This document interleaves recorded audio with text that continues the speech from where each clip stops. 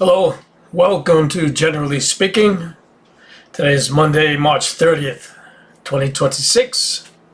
Let's get this show rolling.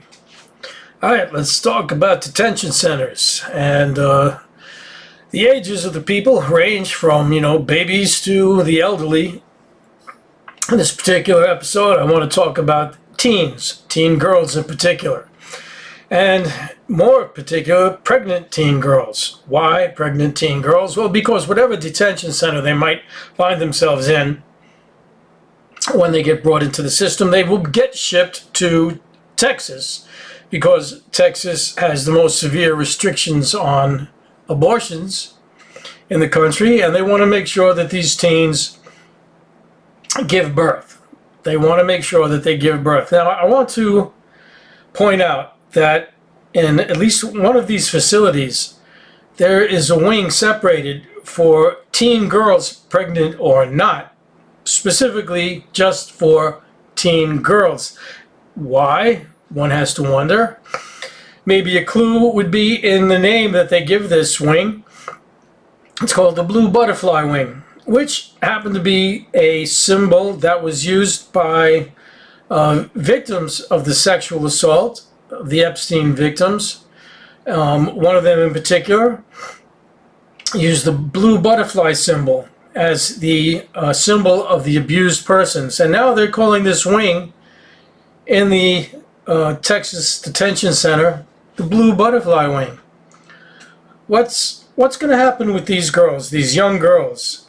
What happens to anybody in these detention centers? For the most part, we never know. It's a black box. People go in, they come out sometimes, somewhere, but nobody knows where. Sometimes they are dead, and some of them we find out about, some of them we don't. What are they doing with these teen girls? Are these teen girls just disappearing? And their babies, what happens when they're born? What happens to them? A lot of stories going around now about weird things, crazy things happening to babies. And so one just has to wonder. The Blue Butterfly Wing. Speaking of abortions, a young lady, Alexia Moore, gave birth, a premature birth. It was only 20-something weeks. The baby was too underdeveloped to live more than an hour, and it died. Alexia Moore is being charged with murder because earlier, when she was before she was pregnant, she was taking mifepristone. I don't know how to pronounce that. Mifepristone for the morning after to inhibit any pregnancy developing. Apparently it didn't work. Birth controls don't always work. In this case it didn't. And at 20-something weeks the baby was prematurely born and only lasted an hour and died. Well, she's being charged with murder. Why? Because of the mifepristone that was used being alleged to have caused this premature birth, and essentially being now a case of murder. Now, did this drug have anything to do with the premature birth? Well, investigations found, there were none. The authorities just said, we're good, don't need any investigations. So if there was, if there wasn't, nobody knows, but she's being charged with murder and she's in jail right now. So this is what the GOP's anti-abortion restrictions have come to ever since the end of Roe v. Wade. They couldn't be the halfway mark where we had abortions up to 24 months, something like that, and not afterwards. A half and half deal. We'll give you this far and we'll give you that far. So, but no, now this young lady's on in jail, charged with murder. If you're liking this so far, please like, subscribe, and notify. All right, so Trump, a week ago or so, gave Iran 48 hours to toe the line or face complete destruction. Well, they didn't toe the line. So he said, well, maybe you didn't understand me. I'm going to give you 5 days. 5 days, still no change. He said, all right, this is absolutely it now. I'm going to give you 10 days, and that's it. Well, 10 days didn't really last because he said, it's enough of this. I'm going to attack now.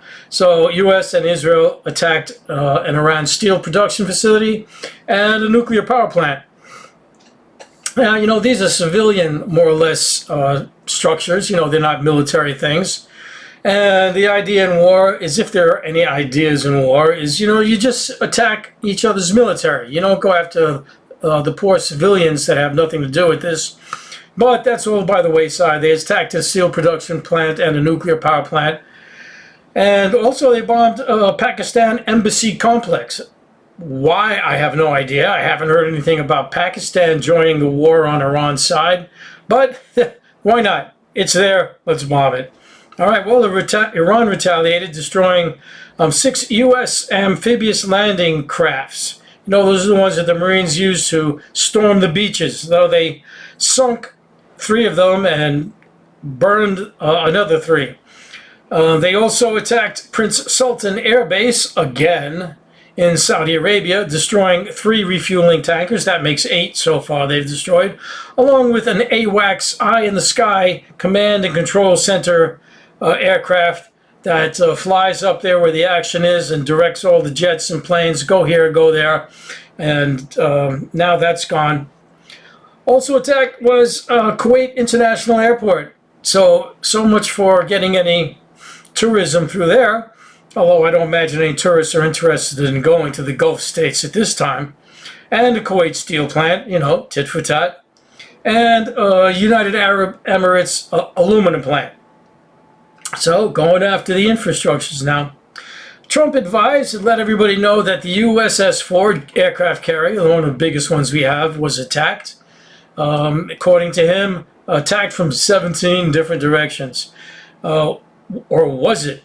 Some people have said that it was actually sabotage from the crew, not unlike the possible sabotage that the Ford suffered with their toilets all being backed up, with things being stuffed in the toilets, and maybe this was sabotage.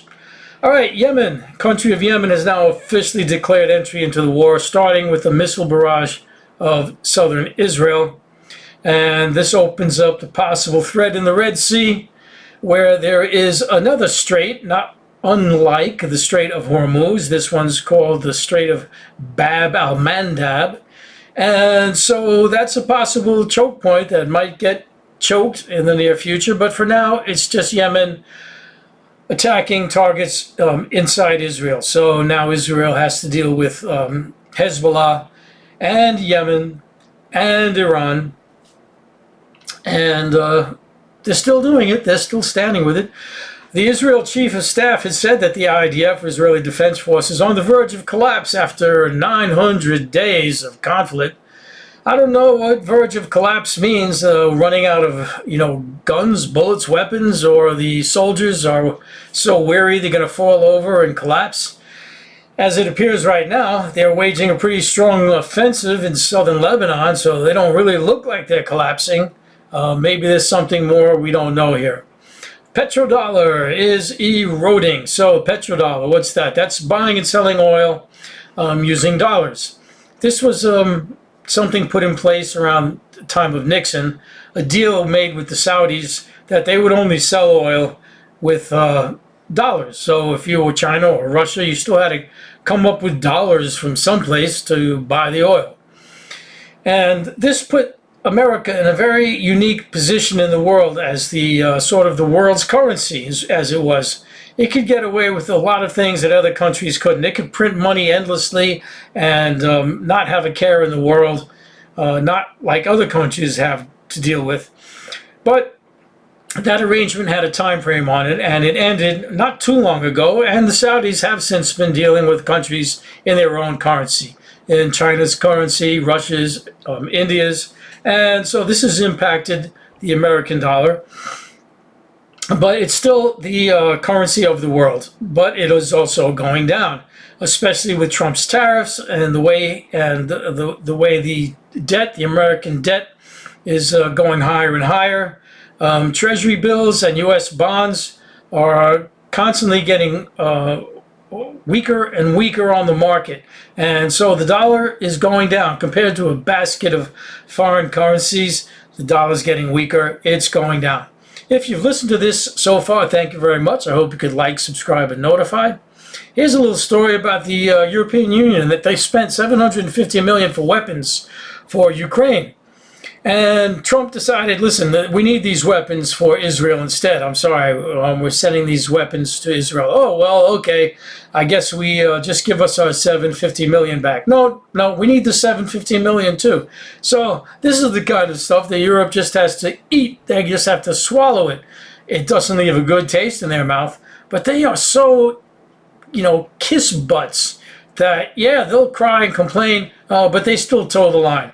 Except, of course, they're not exactly towing the line. Trump wants them to join the war with Iran, and they're saying, we had nothing to do with this, and we're not going to have anything to do with this, especially since it's a waste of time. All right, the Democrats, speaking of this war, are still holding off on challenging Trump's illegal war. Wars are supposed to be done with the approval of Congress. Trump's trying to say it's not a war, it's just a military action. Everybody knows it's a war, and the Democrats could challenge it, but they're not, because they're pathetic. They're just sitting on the sideline saying, oh, just let Trump dig his own hole, and it'll be good for us, in the midterms. But they're just weak. They're pathetic. Israel is considering. It's got a bill in their Senate, their House, that's called the Knesset. A bill considering killing the prisoners that they have, the 11,000 Palestinian prisoners, including 700 children. They've got to feed them and house them and take care of them, and that's an expense. Why don't we just kill them? And so, not kill, execute. That's like a better word. So they're thinking about doing that. I don't know how far along that's going to get, or if it's actually going to happen. But that's the kind of stuff they talk about. All right, the GOP, not big on science, just to indicate the impacts of that since Trump has taken office, 95,000 scientists have quit. And, when you think about it, what do we need scientists for? Well, the only thing we need to know is how to give billionaires more tax breaks, and you don't really need any scientists for that. All right, Peter Hegseth, Department of War. He goes to his church. He has a pastor, and his pastor wants to see a Senate candidate in Texas, James Tallarico. He doesn't like Tallarico, and he wants to see him taken out in any way necessary. So, good Christian fellow there, any way necessary. The feds are still refusing to give Minnesota any evidence on ICE killings. Ordinarily, you got something dramatic happening, a killing, the feds and the states work hand in hand, sharing information, but not in this case, I guess because it's a Fed person that was doing the killing. It's the ICE agent, and the feds are not only not going to help, but they're refusing to help. So this is the kind of government we have, the old autocratic government.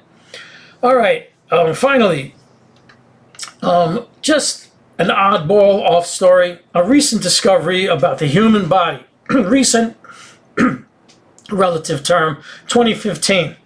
A new fluid distribution center. We already know about the blood, how the blood goes through the body. And there are other systems that distribute fluids. You have the lymph system for one. But this one was a new one discovered in 2015 that distributes how much fluid? More than 4 times the amount of fluid that you have as blood. It's called interstitium fluid. It's all throughout the body, all around your cells and muscles. A new discovery, 2015, they knew nothing about, and now you know about it, and I'm sure your life is better for it. But that's all the story I have for today. Thank you for listening, and I hope you look for Generally Speaking again. Take care.